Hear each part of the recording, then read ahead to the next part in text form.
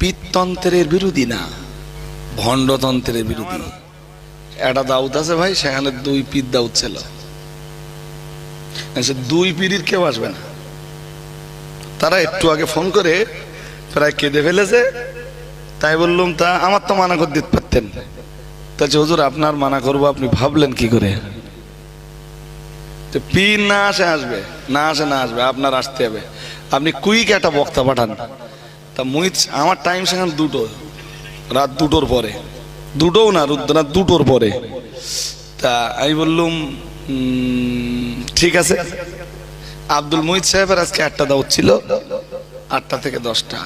ওরে অ্যারেঞ্জ করে বললাম, তুমি যে কোনো মূল্য 12টায় যেয়ে ওঠো, আমি 12টা 15-20-র ভিতরে ইনশাল্লাহ আমি, তুমি 12টায় উঠলে 2টো 10-15-20 পর্যন্ত করলে আমি চলে ঢুকে যাচ্ছি ইনশাল্লাহ। পীর সাহেবরা আবার আঙ্গার সাথে করতে চায় না। সমস্যা অন্য কিছু না। আমরা কি পীর বিরোধী? না, আমরা পিততন্ত্রের বিরোধী না, ভণ্ডতন্ত্রের বিরোধী।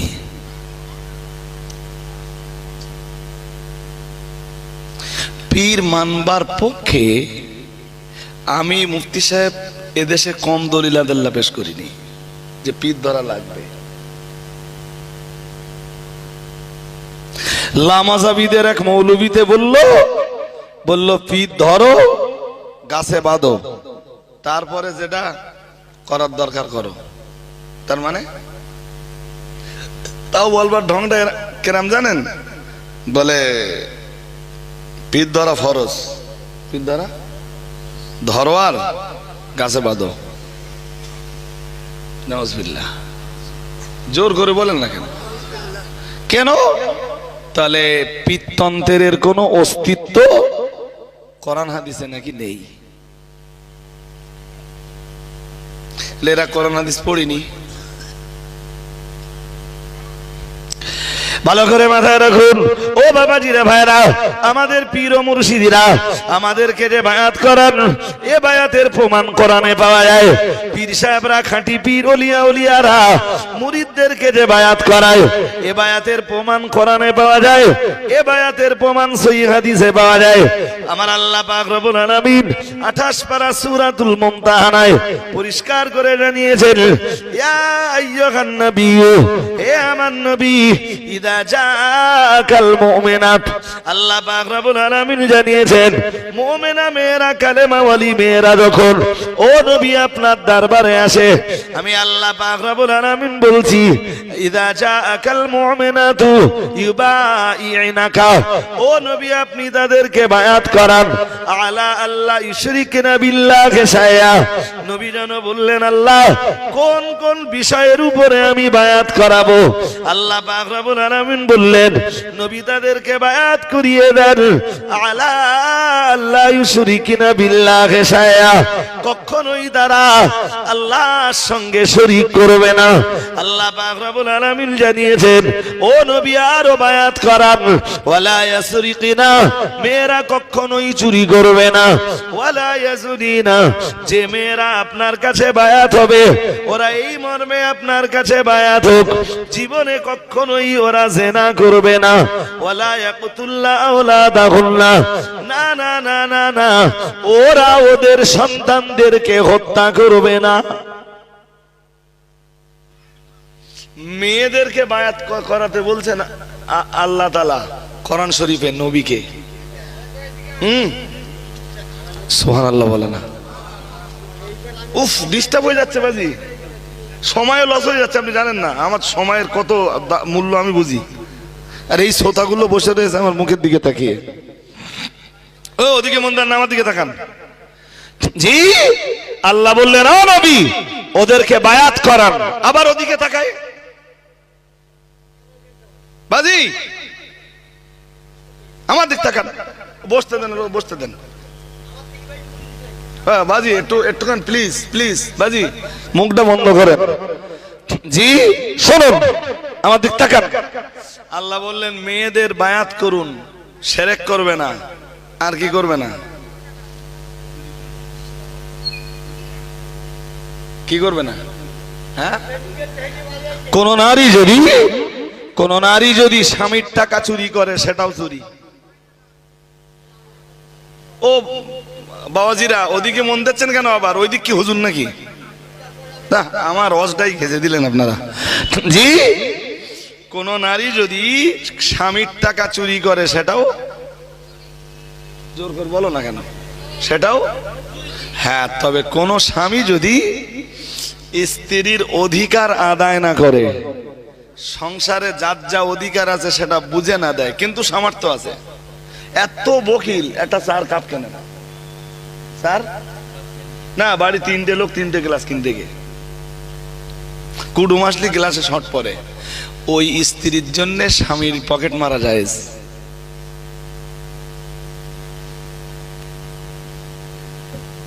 কি কথা বুঝতেছেন নাকি? কোন স্ত্রীর জন্য? শুধু বকিল্লা, সামর্থ্য আছে কিন্তু করে না, সংসারের যে জিনিসগুলো লাগবে সেগুলো গুছিয়ে দেয় না, ওই স্ত্রী স্বামীর পকেট।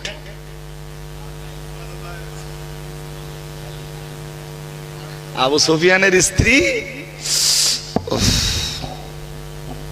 কালেমা পড়ার পরে রসুলের কাছে এসে বলল হুজুর আবু সুফিয়ান খুব কি লোক, তা আমি যদি পকেট টকেট মারি কোনো অসুবিধা আছে? ওদিকে মন দিচ্ছেন কেন? আপনাদেরও তো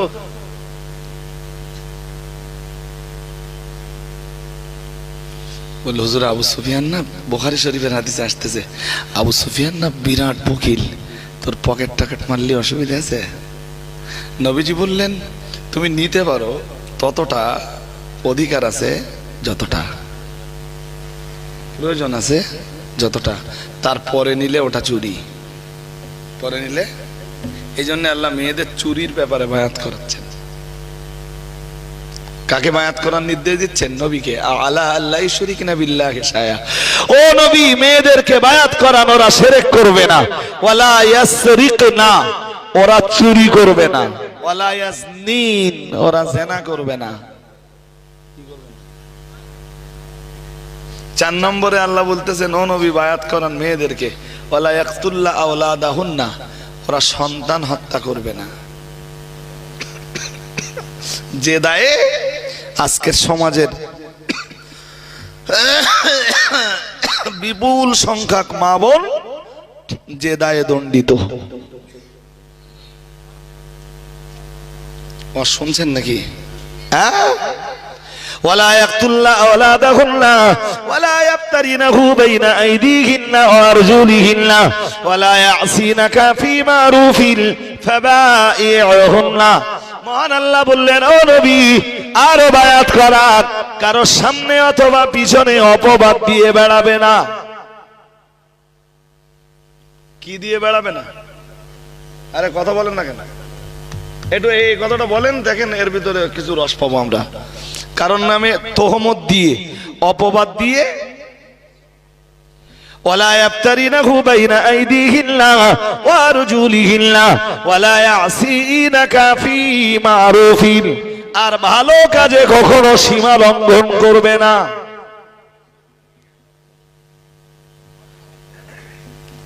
শোনেননি মন দিয়ে আপনারা? এই শেষের যে দুটো কথা বলেছি, আল্লাহ দুটো কথা বললেন সামনে পিছনে কারোর অপবাদ দেবে না, বিশেষ করে স্বামীর নামে। আল্লাহ কোরআনে ওইটা নিষেধ করতেছেন। ও নবী মেয়েদের কাছে বায়াত নেন, ওরা স্বামীর নামে যেন এই ধরনের অপবাদ, আর ওই ধরনের অপবাদ থেকে মুক্ত থাকতে গেলে দরকার হলো জিনা থেকে মুক্ত থাকা। আল্লাহ ওটাই কোরআন শরীফে জানিয়েছেন, ওয়ালা ইয়াফতারিনাহু বাইনা আইদিহিন্না ওয়া আরজুলিহিন্না ওয়ালা ইয়াসিনাকা ফি মারুফিন। মহান আল্লাহ জানিয়েছেন, আল্লাহ পাক রব্বুল আলামিন বললেন ওয়ালা ইয়াসিনাকা ফি মারুফিন, ও নবী আর ওদের কাছে বায়াত গ্রহণ করুন, ওরা কোনো ভালো কাজে সীমা লঙ্ঘন করবে না, কোনো ভালো কাজে সীমা অতিক্রম করবে না। আল্লাহ পাক রব্বুল আলামিন বললেন ফাবাইহুন্না আস্তাগফির লাহুন্নাল্লাহ ইন্নাল্লাহা গফুরুর রহিম। এই আয়াত থেকে আমি বোঝাতে চাইছি আমাদের পীর ও মুর্শিদরা যে বায়াত করান, এ বায়াতের প্রমাণ কোরআনে রয়েছে, হাদিস বিবরণ দিয়েছে। প্রিয় নবী মুহাম্মদুর রাসূলুল্লাহ সাল্লাল্লাহু আলাইহি ওয়াসাল্লাম বিশ্ব নবীর উপরে এই আয়াত নাযিল হওয়ার পরে রাসূলুল্লাহ নিজেই মেয়েদেরকে বায়াত করিয়ে দিলেন। আর একটু মন খুলে বলেন, শোনেন, আমার কথায় মন দেন। বায়াত নবী করালেন, কিন্তু হাদিসে আসতেছে মা মাসাত ইয়াদু রাসূলুল্লাহি সাল্লাল্লাহু আলাইহি ওয়াসাল্লাম ইয়াদান নিসা, রাসূলের হাত কোন নারীর হাতকে স্পর্শ করেনি। আর একটু মন খুলে বলেন, কখনো নবী বাটিতে পানি নিয়ে সেই পানিতে আঙ্গুল ডুবিয়ে সেই পানির পাত্র মেয়েদের কাছে দিয়ে বলতেন, ও মেয়েরা, ও সাহাবীরা, মেয়েদেরকে বলো এই পানিতে আঙ্গুল ডোবাতে। আর একটু মন খুলে বলেন না।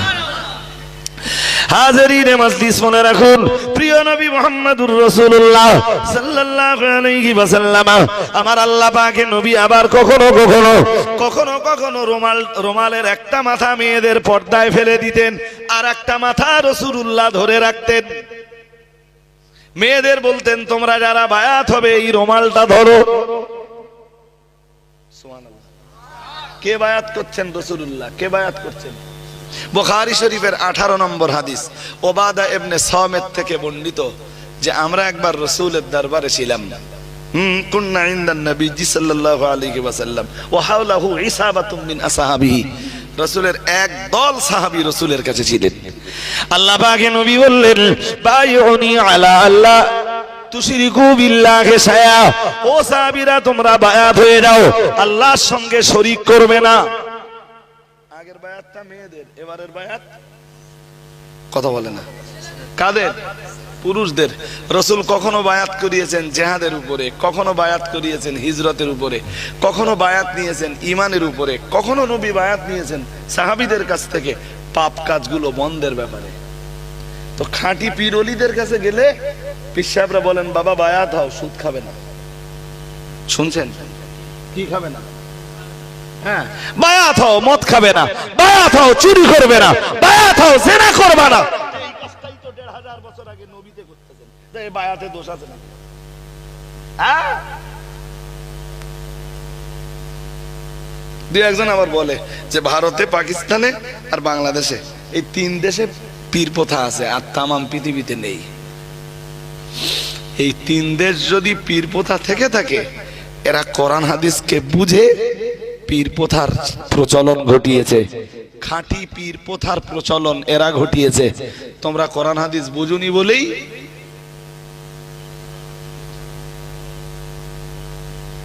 এবার যদি বলেন হুজুর পীরের নামে ভণ্ডামি, বিশ্বাস করুন, পীরের নামে ভণ্ডামি তো আমি বিশ্বাসী না। পীরের ধান্দা যদি হয় টাকা কামাই করা, আমি পক্ষে যাব। আর জোর করে বলেন না কেন, আমি পক্ষে যাব। পীরের ধান্দা যদি হয় জনগণের কাছে প্রভাব প্রতিবর্তী বিস্তার করে পরবর্তীতে নিজের স্বার্থে সেই প্রভাব প্রতিবর্তীকে কাজে লাগানো, তো আমি জিন্দাবাদ দেব। হ্যাঁ, সবার আগে আমি বিরোধিতা করব। কিন্তু এরপরেও বলছি, কেউ যদি খাঁটি পীর ওলিদের, খাঁটি পীর ওলি যারা দুনিয়া বরেণ্য, খাঁটি পীর ওলি যারা তাদের দুশ্মনী করে, তাদের যদি কেউ বিরোধিতা করে, আমি হারগিজ কোন মূল্যেই তাদের সাথে একমত জোর করে বলেন হব না। জি, এটাই অল ইন্ডিয়া সুন্নাত আল জামাতের আলেমদের কাজ। ওই এই যে রোগগুলো থাকলে বলেছি যে আল্লাহর দরবারে আপনার আমাল কবুল হবে না, শুনছেন? যে রোগগুলো থাকলে আপনার আমাল আল্লাহর দরবারে মঞ্জুর হবে না, এগুলো, জি, এই রোগগুলো নির্মূল হবে খাঁটি পীর ওলিদের কাছে গেলে। এই যে কালবের যে রোগগুলো আছে, এই রোগগুলো সব ভালো হবে। কালবের ডাক্তারই হলেন দুনিয়া বরেণ্য সরেণ্য, জি, খাঁটি ওলিয়া উলিয়ারা।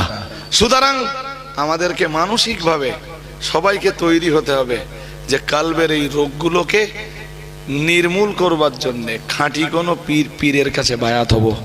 আল্লাহ কবুল করুন, বলুন আমিন। দরুদ শরীফ পড়ুন। আল্লাহুম্মা